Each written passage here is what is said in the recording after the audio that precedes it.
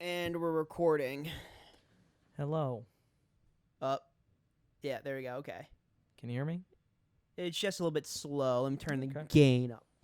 All right.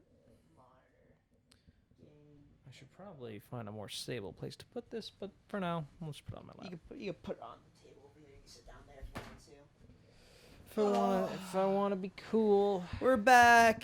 Another episode of the podcast. This is episode Hello. 7 because I remember I uploaded 6 last week.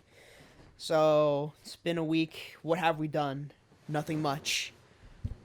Jack shit, Davis. Yeah. So today we pretty much did a bit of finish up concept work, I would say. Yep.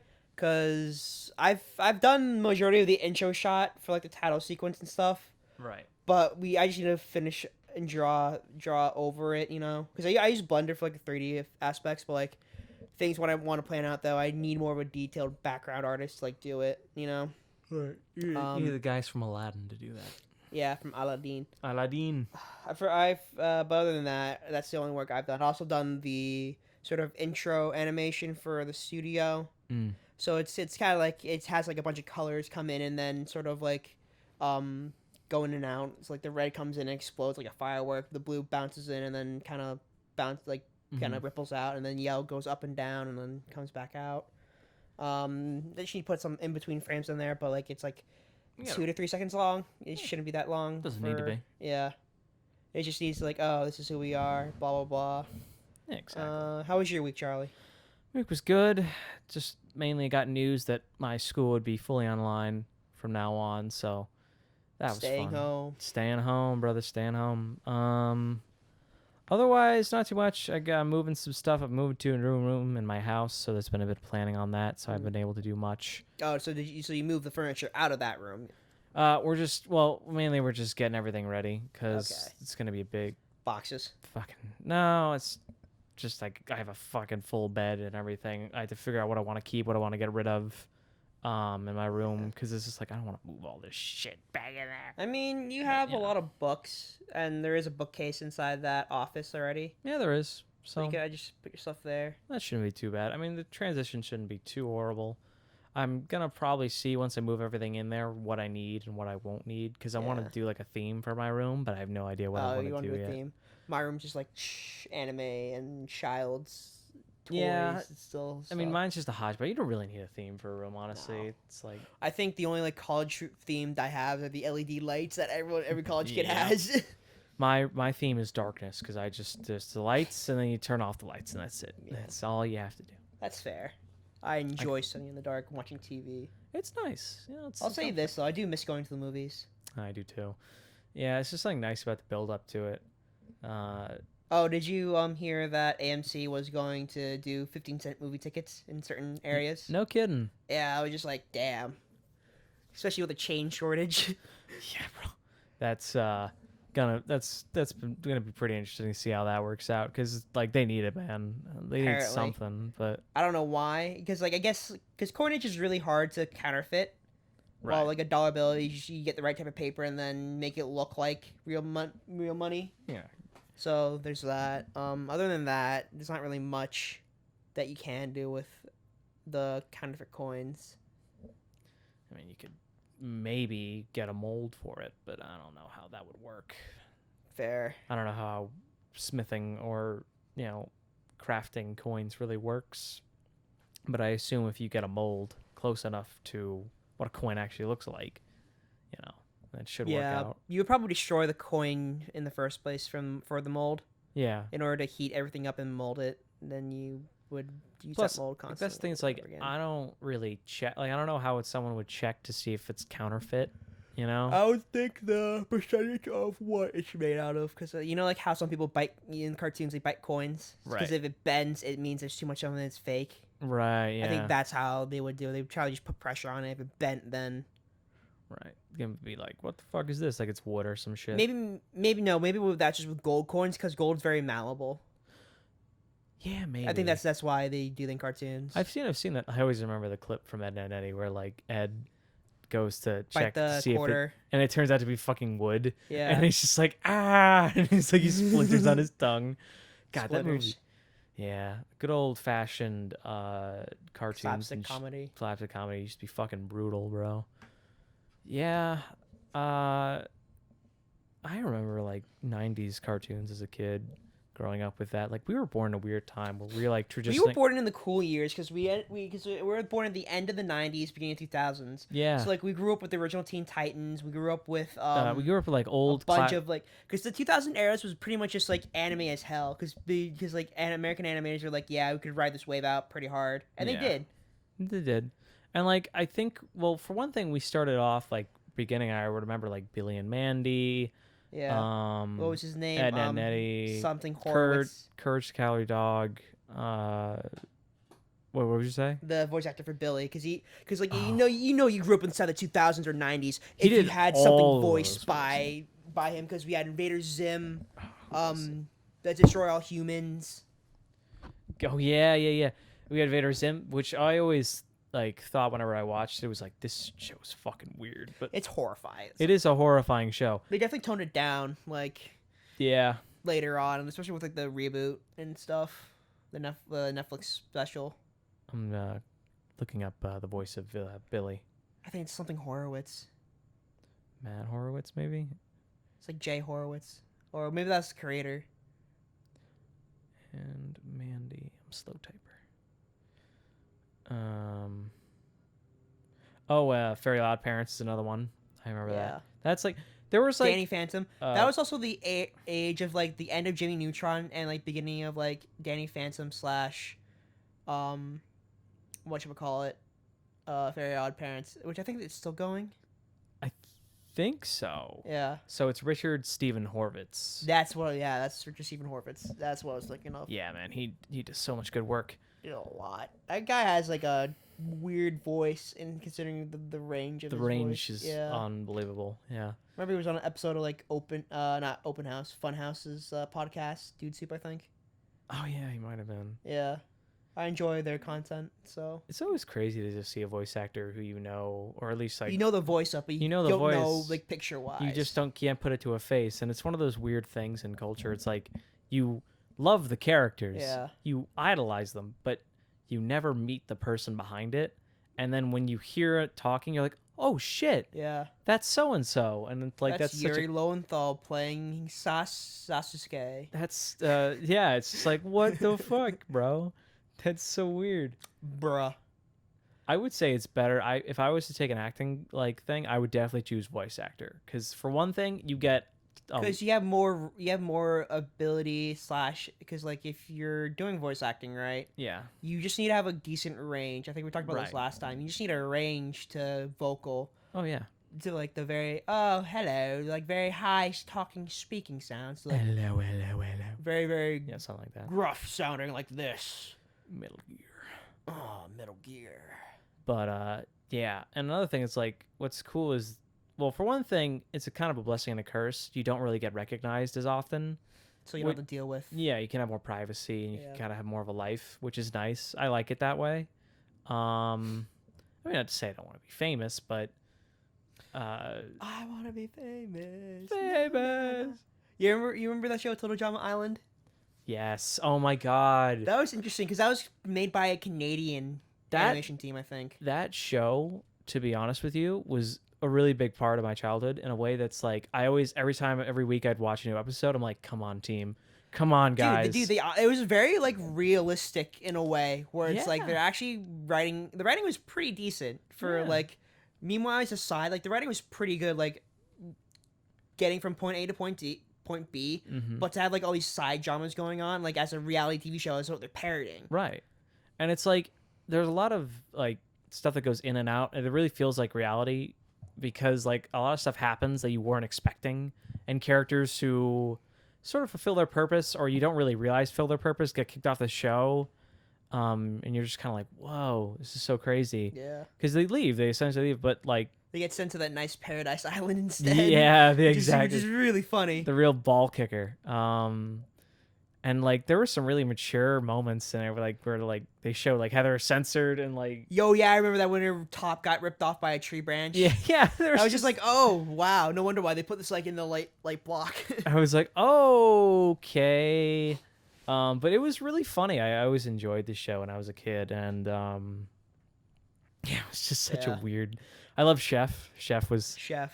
Dude, was he Chef? I Yeah, don't. the chef was the black guy. Yeah, He kind of looked like a really buff Samuel Jackson type, Mike Tyson looking dude. Yeah. It was very funny. I always loved Duncan. He was my favorite. The punk edgy kid. Yeah, the punk dude, who turned out to be like super like different. I mean, because like he says he's into juvie and stuff, right? Yeah. But like in reality, he's not that bad of a person. No, he's a good guy at heart. He's like Josuke. He's just like he looks like he acts tough, but in reality, he's like a nice guy. Yeah. And it's a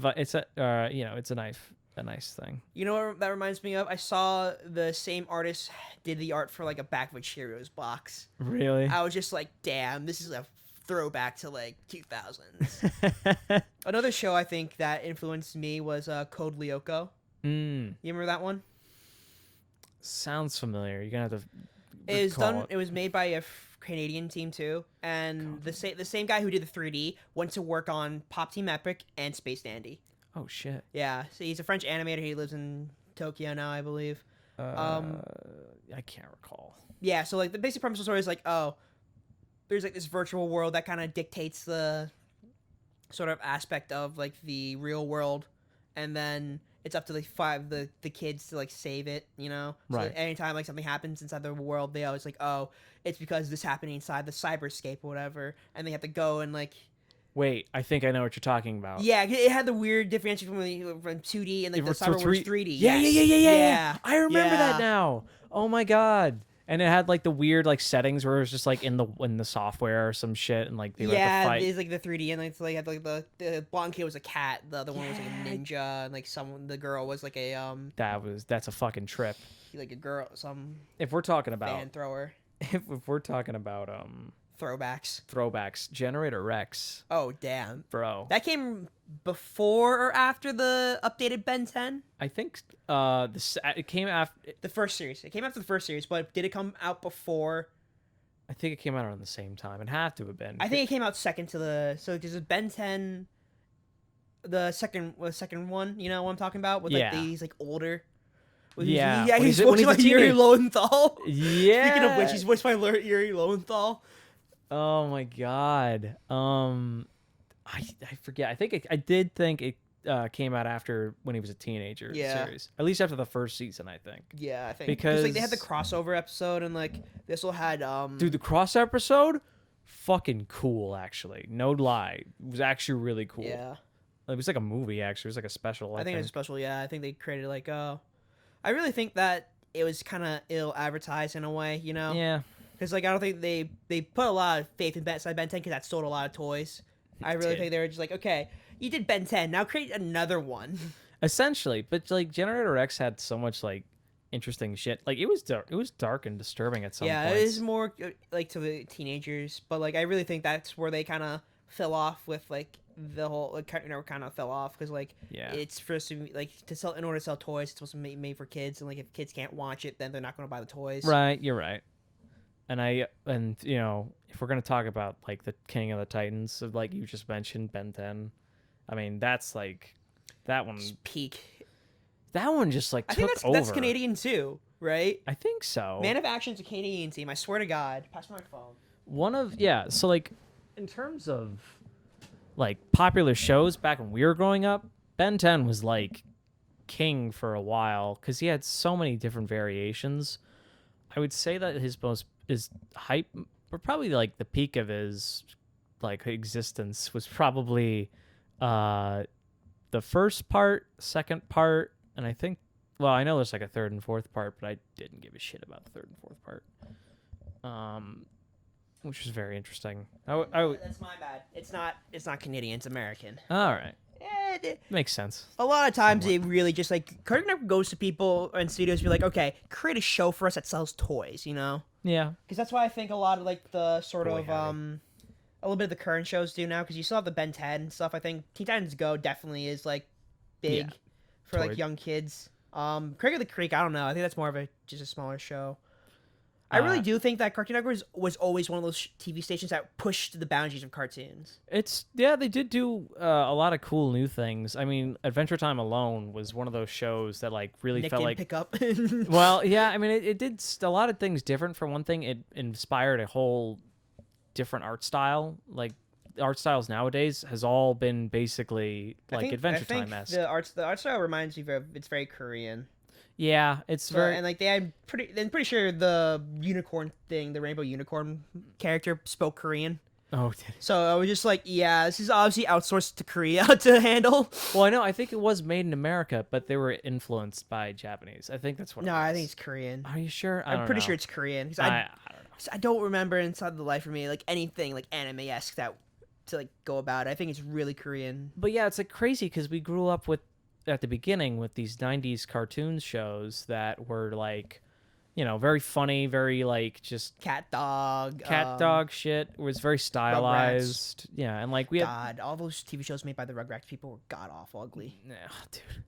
Don't get me started. They were very disturbing, but they were still good. It was funny. And then as we grew up, we started to get little hints. You know, little hints of this thing called anime. What? Anime? Sailor Moon, Pokemons, Yu-Gi-Ohs? Dragon Ball? What's Dragon Ball? That sounds so weird. Why is he what's this? Why is he getting angry? Why is he screaming for like 3 episodes straight? Yeah, like, come on. What is this going to lead to? Oh my god. Bring out a giant hammer for crying out loud. Yeah, where's Grim and Billy and Mandy? Where's Courage? Courage could beat this Frieza. No. But yeah, you start getting little hints and then bang, you know, anime and shit, Japanese cartoon shit picks up, and big contributors to that were probably, for me, it was Nick, because Nickelodeon had the premiered or aired the Kai, yeah, premiered Dragon Ball Kai. I think that's when like Cartoon Network kind of went to the inside that's like kind of dark age sort of thing. Yeah, because there's nothing really on between the years besides Adventure Time, Gumball, and like that was it. There wasn't really much in that year. Oh, regular show as well. Regular show. There's not really much. It's like they had the basic 3 shows, which they kind of do already, but like these are the 3 shows that are constantly on repeat and reruns. You know. They went the route that now is going like the Netflix route, where they're doing mature shows, like less budget, simplified style. That's where Cartoon Network was kind of going in that direction, sort of like the low budget Netflix series, which more mature tone. But then Nickelodeon, well, not really Nickelodeon. Nickelodeon's in a weird spot. I won't get into that. Nickelodeon's weird because like they know what works, but they don't want to venture out and experiment. No, there has not been a new show like. I mean, Avatar just kicked off. Yeah, exactly. There hasn't really been like a decent new show like kind of like that was made for like because like what do they really have now? They were really focusing on the live action Dan Schneider shit, you know? Yeah, it's weird. It's a weird situation there, and they had like all these other weird shows that I forgot about all those years ago. What was one of them?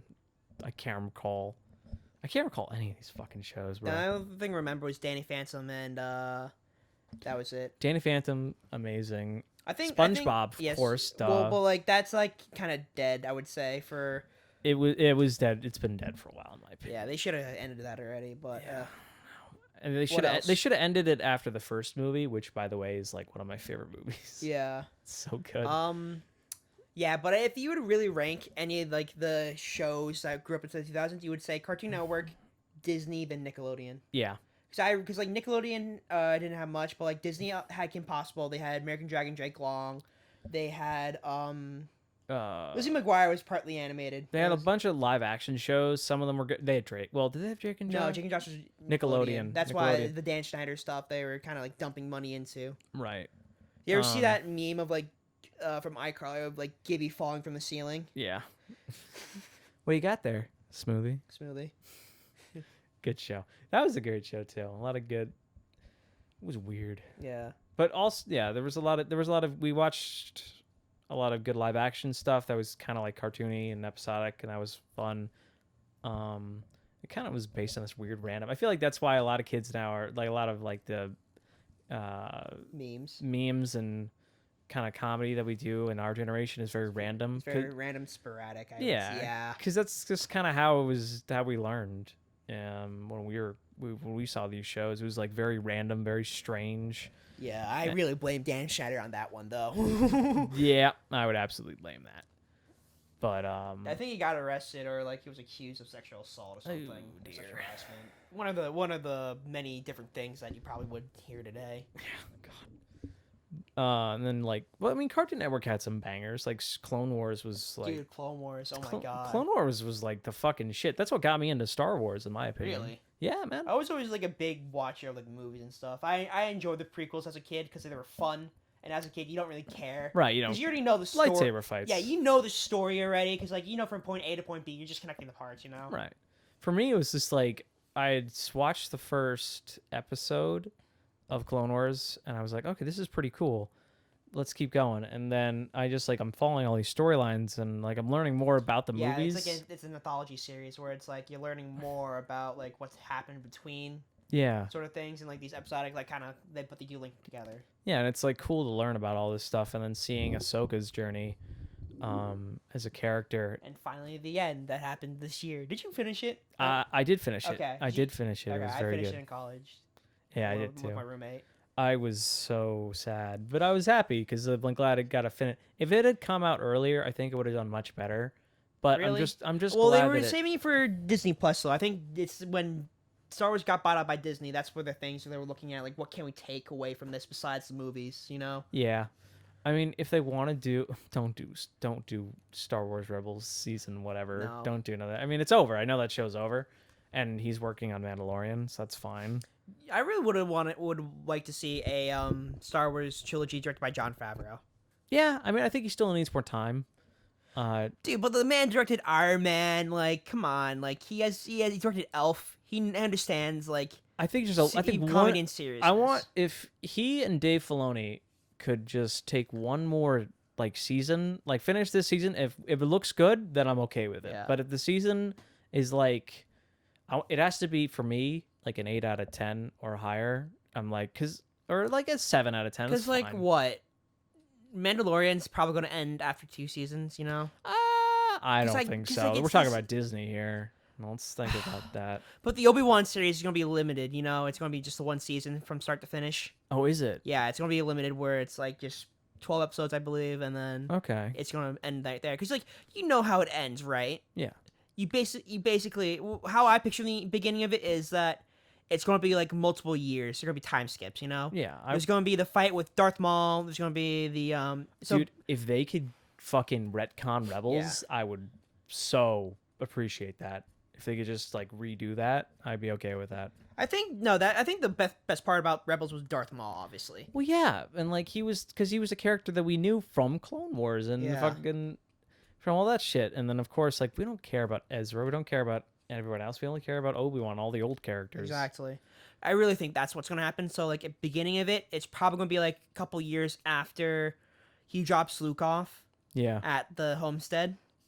It's just him surviving. Yeah, it's going to be him surviving until you reach that point where, like, oh, he's killing Darth Maul, whatever. I want to see the moment that Obi-Wan realizes Anakin is Darth Vader. That's what I want to see. Because he doesn't realize that what happened to Anakin until, like... He gets to the Death Star, though. That's the thing. Yeah. I really don't...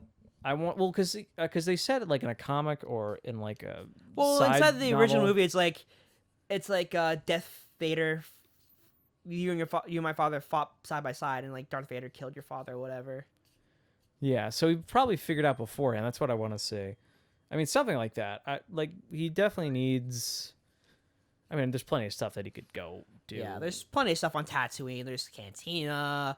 There's the Sand People. Just So the ending. people. So back from my tangent. The ending of the Obi-Wan series is when he finally goes and like scares away the Sand People from Luke. That's what I'm guessing. Yeah, no, he just shows up and finally starts his journey with Luke and then ends it there. It all ends with Luke. It all has to, because that's where. That's where episode 4 brings him in. Yeah, and picks off. That's where everything it's where everything starts. It starts from the beginning. It starts from the beginning. I would love. Well, I heard that. I think we talked about this before, but I heard that they're gonna say that the sequel trilogy is just going to be like a weird fan fiction spin-off Oh, universe. yeah, I heard about that too. I'm like, yeah, it kind of makes sense where it's like, yeah, you could retcon it in a way where, Yoda's like, oh, fuck that. yeah. um, I really think they should have just gone down the legacy or like the expanded universe route. oh, yeah. They should have just done like there's just so many materials right there to create movies from. You might as well just use it. Oh, like absolutely. it's just free. It's just free writing. You know.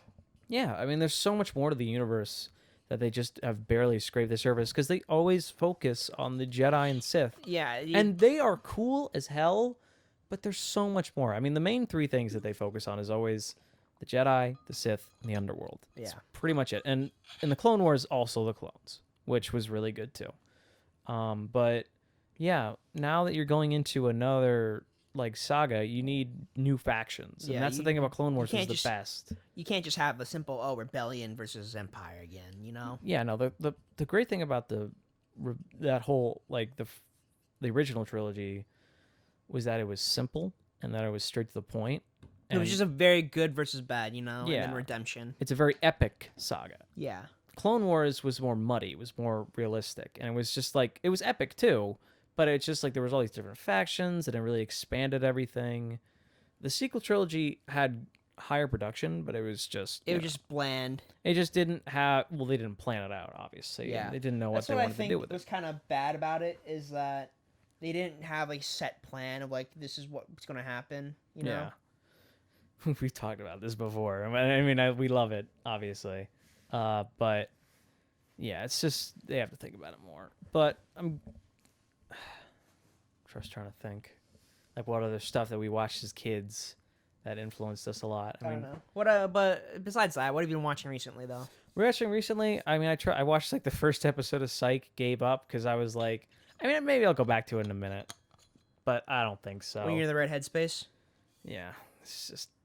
When I get into the right headspace, I was thinking of going back and rewatching the first rewatching the majority of Red vs. Blue. Oh, you did? Well, I'm thinking about it. Oh, I mean, I don't think that any of that aged well, in my opinion. it's gonna be rough for the first couple seasons, I think, because the audio quality is pretty bad. But after a while, once it gets better, it does. I still remember it being good after a certain moment. For those of you who don't know, Red vs. Blue is made by Rooster Teeth. It's based on Halo. It's about a story about a bunch of idiots in a canyon who eventually go on a galaxy-saving journey and shit. And it's really funny. The first like couple seasons are really funny. Then it becomes like an action series.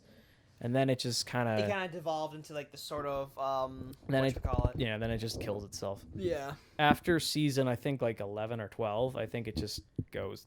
Too many things happen at once, and you're just like, yeah, I'm not dealing with this anymore. The ending, I mean, it's like what? Pretty much everyone who was working on that show in the beginning has left Rooster Teeth. Yeah. So.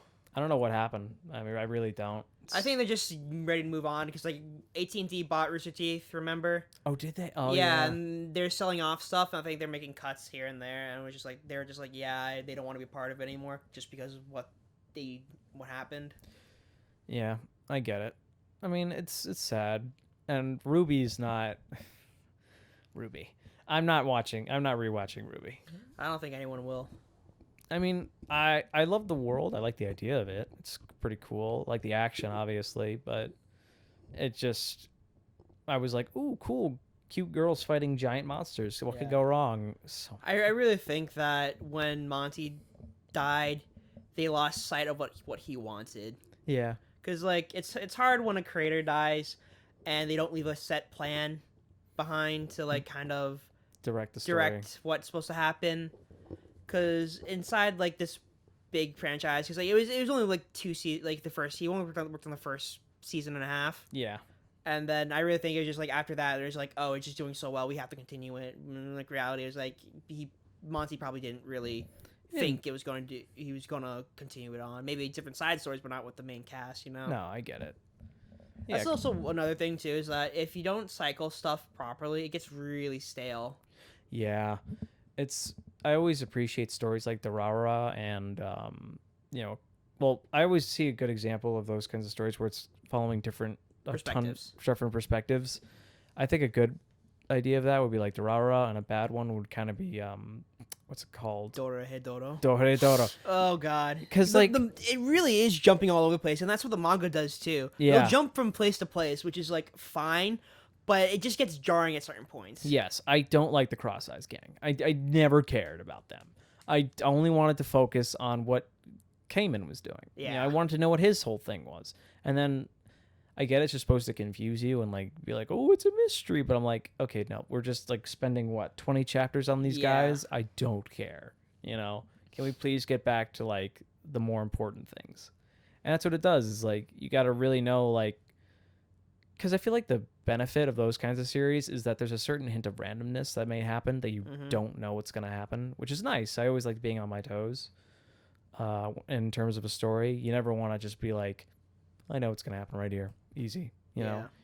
But then like sometimes it might work in your favor because like you're expecting, you're like, oh, here we go, because it could be a cool moment. But those kinds of stories, you just like it could go very wrong very fast if you don't balance it out, like you said. So some of those shots inside for the 3D just look really, really weird. They do look really bad. It's not like Uncanny Valley. It's just like, why would you think of this? Like, there's just one scene where it's like Nikaido's like in the hospital bed, and then Kaiman orders pizza and stuff. But then the room kind of because like I know how they probably did it, and I did this for like a school project. They built a room and then just like, fade out one of the walls anytime it turned. I was just like, why would you do that instead of just like do a cut? Just cut. Quick, yeah. Why would you need to do that? And that's what I hate about like sort of like episodic directors is that it's not consistent. Yeah, it really depends because you could have cool like side stories in an episode focusing on a certain character. Like, I'm trying to think of a good example, but like say if you had 3 characters, character A, B, and C. Character A and B were doing something important to the story to the side over there, but we're focusing on character C. So, we don't care about character C for a while, but then, we get a day with character C. It's like, okay, what do we see? And we find out a lot about the character. We know about because that's the point of the whole like, we've been ignoring character C for a bit, so we're going to expand on their character more. Exactly. You're expanding your cast and you're building up like their whole like you're giving them character development or character progression, giving them more. You're arcing out that character so hard. Yes, you're trying to explain to me like why do I even care about this character? That's also another thing that I come across in like inside like movies sometimes like, and games is like. Some characters, who are the main characters, aren't that interesting. Yeah. Especially, like, with, like, Last of Us, right? Joel was an interesting character because you saw his sort of thing, but, like, like, Ellie and, like, Abby, whatever, her shtick is, like, kind of, like, Abby's, like, gets some sort of parry protection, but Ellie's just a flat board. It was not written really that well. They lost track of what made it so good. Yeah. And it was, like, the whole daughter and father relationship they had, and they kind of they destroyed it. So I mean, I get it, but they wanted to do something new and interesting, and it was basically the Rian Johnson version of Star Wars. Dude, I mean, to give credit where credit is due, Rian Johnson did somewhat of a interesting idea. He did some interesting ideas in it, but overall was like just no. Yeah. But in this one, it's just like they just destroyed what everyone liked about it, and like for no reason. I mean, they could have. I'm saying, well, the plot points, like the stuff they do, could have been done better. That's what I mean. Yeah, they could have done a better job. It's also one of those things where it's like they only had the villain got killed off inside that one thing, whereas like we didn't really show like who he really was. Right. And that's what kind of fell off. It was just like, oh, where are we doing this whole thing where it's like Kylo's a new big baddie or what? Because he hasn't deserved it and overall, because Kylo's a fucking shitty ass character. Kylo, now hold on, I actually like Kylo, but yeah, you're right that like once they killed off Snoke, they had nowhere else to go, and they just threw in the Emperor for no reason, and it was very like, what the hell? It made no sense, and they did it off screen, which really pisses me off. Weird. But Kylo, I like the fact that he has to struggle with the light side, and he denies that he doesn't want to be a good guy. Well, it's not that. That's because like that was always like sort of set from the beginning. It's more the fact that he's kind of just like playing both sides at the same time that I just hated. Yeah. He's one of those shitty ass characters where it's like I'm playing both sides to like see if I want. You think he's spoiled? Yeah, he's basically like, oh, I'm gonna play this side to get to further my own agenda. I'm like, okay, but like you're supposed to be set up as a bad guy though, and it's like I really hate how like there's no just bad people anymore. There's no distinct villain. Yeah, exactly. Why can't Disney create a fucking KKK villain? You know? They almost had it with Princess and the Frog. They could have went that route, but they didn't. Thank God. Yeah, I know what you mean. Speaking of Disney, like they've done great villains. Like, Computer fell asleep. I can understand why, like you think that, because villains nowadays are more like, oh, you like, please understand why I'm doing this, relate to me. When it's like, no, I just want to hate a person, or it's like, I want to see more villains where just like they relish in like what they want to do, like they're confident. Villains are the most confident people in the world. Like by definition, are the most like determined people ever. They have a plan. They have everything basically. Yeah, they know what they want to do. That way, they have to. They can't just be like they'd be really shitty, but for a comedy though, because like Megamind's a kind of comedy where it's like he's a villain, but like he's not confident like inside of like his sort of internal life. Yeah, he's confident inside like what he does, but like he has a crisis of like, oh, do I want to be the bad guy? Yeah, you are a bad guy, but that does not mean you are a bad guy. Exactly. Yeah. That's actually a really good quote for some weird reason. I think they really started with that movie. Wreck-It Ralph was pretty much like, oh, you just because you play the bad guy doesn't mean you're a bad guy. Yeah, exactly. Quick question on games might lead to something. Do you prefer gameplay over story? Yes. Good. Because the story should revolve around the gameplay of it. Yes. In majority of cases. I agree. I think that story, while important, isn't the core of it, and I think it enhances it. Definitely, but I don't think it is the most important thing. No. Which I mean, I could give multiple examples. Because like Pokemon could literally have no story. And you could literally just do the same basic stuff over and over again. Just go here, collect this, do that, train your Pokemon up, go there. It's like that's easy.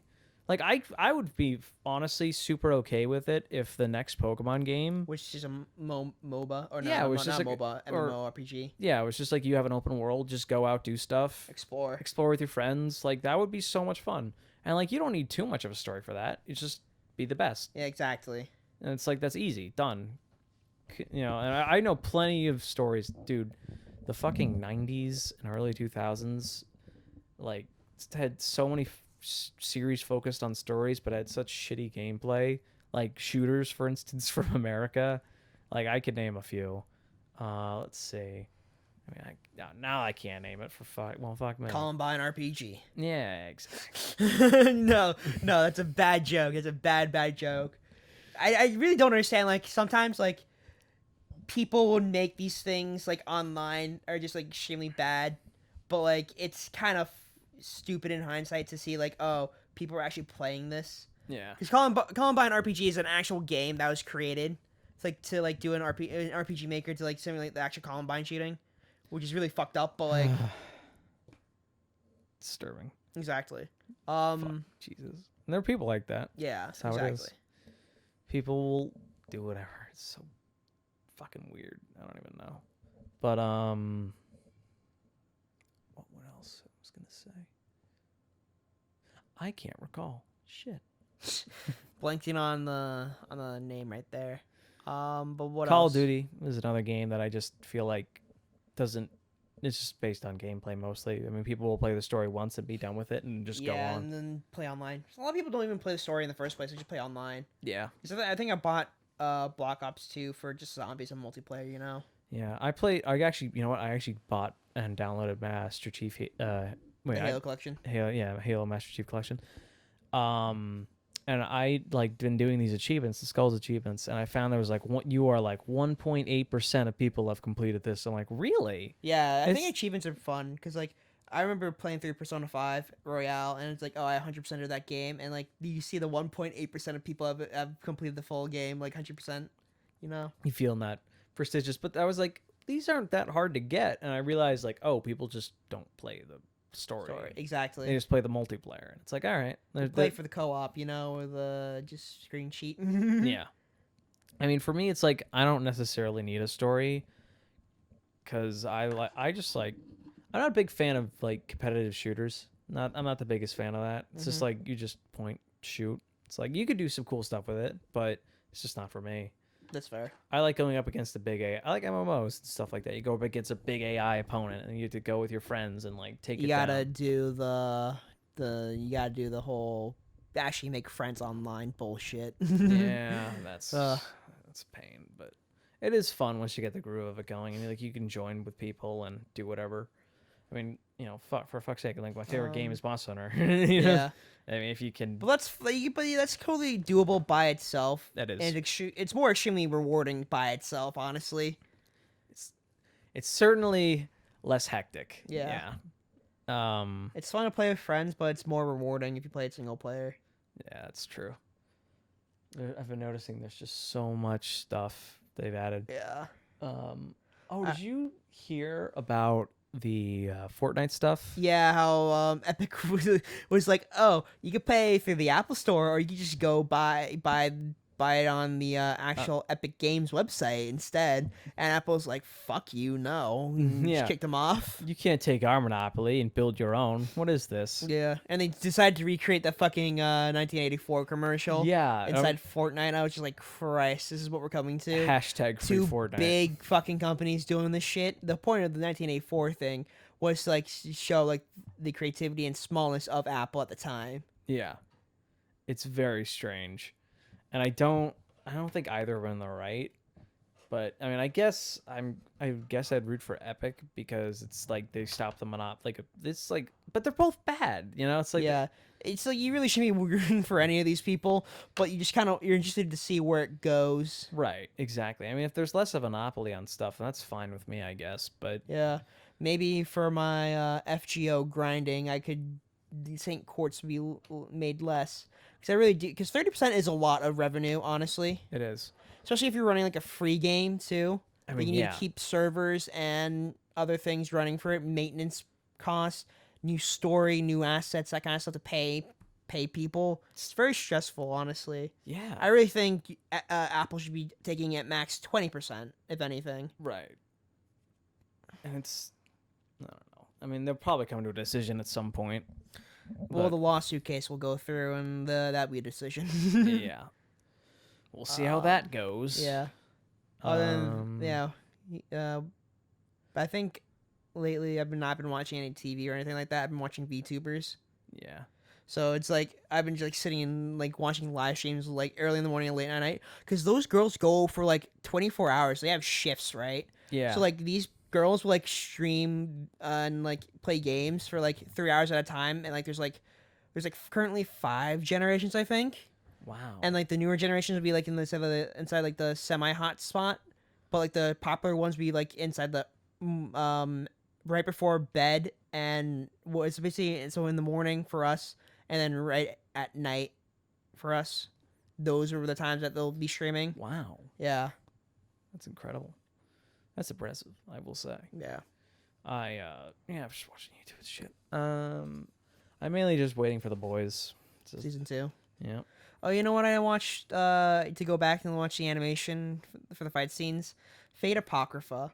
Oh, yeah. Did we watch that together, or did we We watched, I can't remember. I don't think we watched Fate Apocrypha together.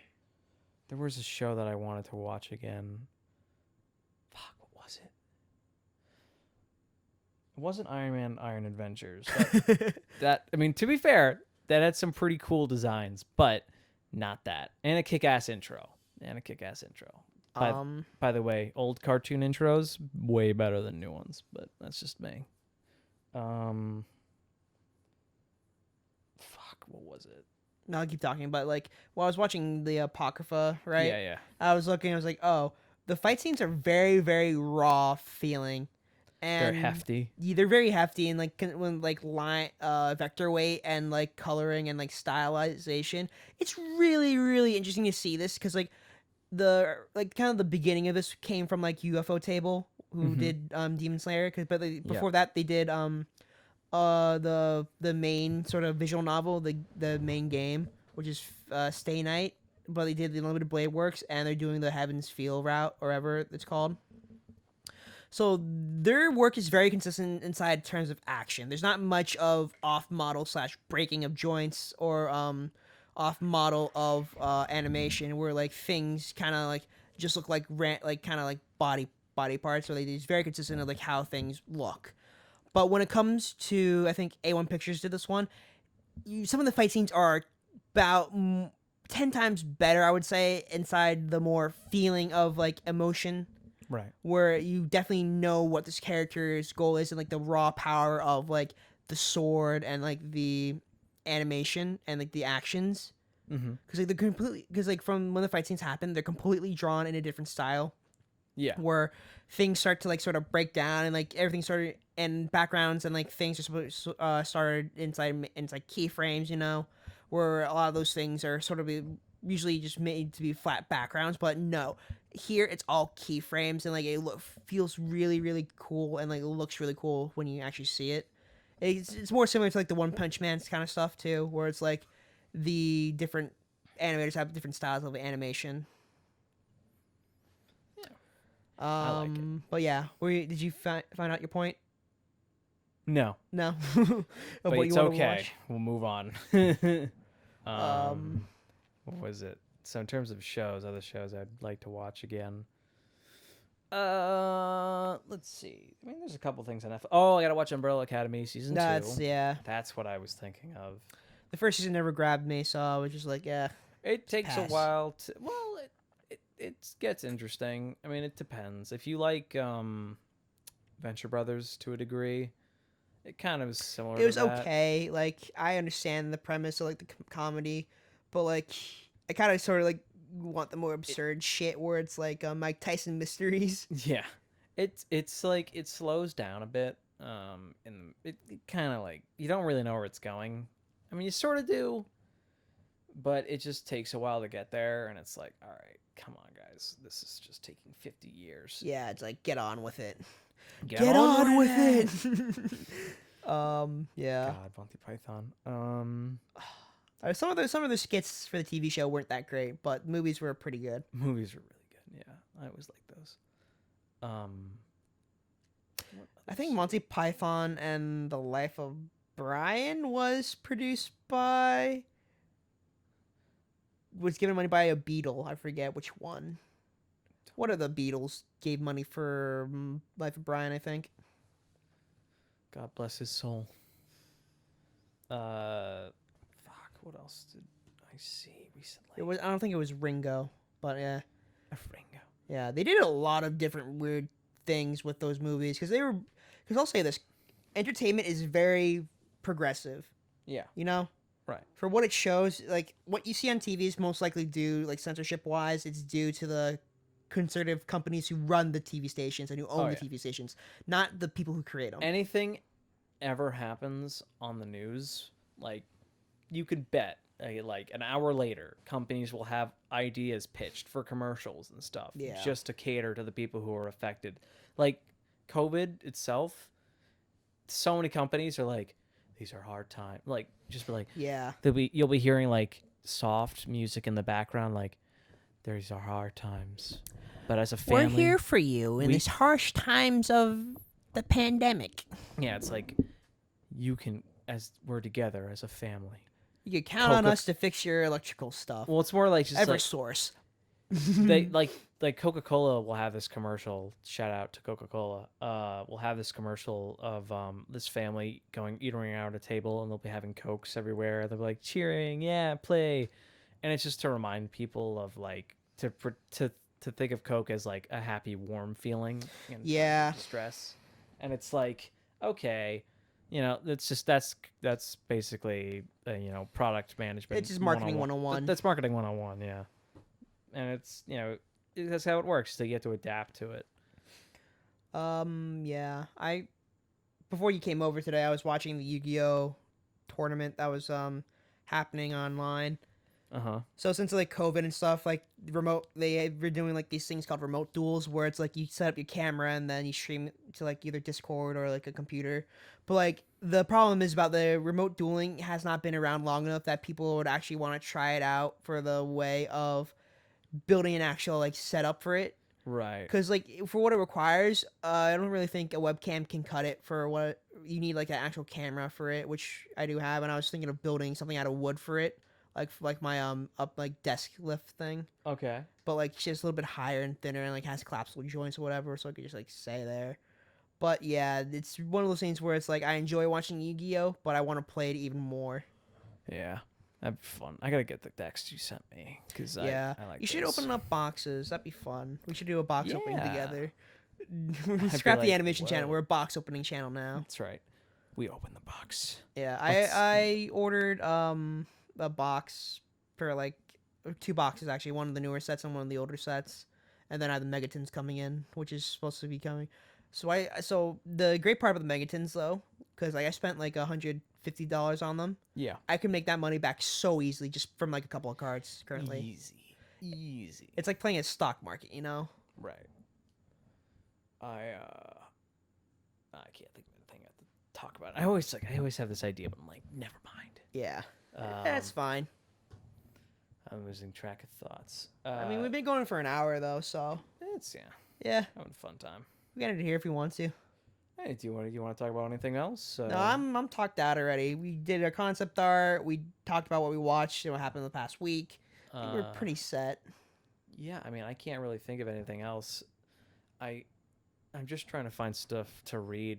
And it's tough because Jump is like kind of like slowing down a bit because of COVID. So it's like new releases and stuff haven't coming out that often. But there's always stuff to reread and check out. Like Red vs. Pooh is a great example. Just like going back to an old series that you forgot about is always good because you catch things that you don't notice. But yeah, it's just having like forgetting it. Yeah. That's all I gotta say. I mean, you good? Yeah, I'm good. All right. So let's just call it here. Thanks for listening to the podcast. Thank you.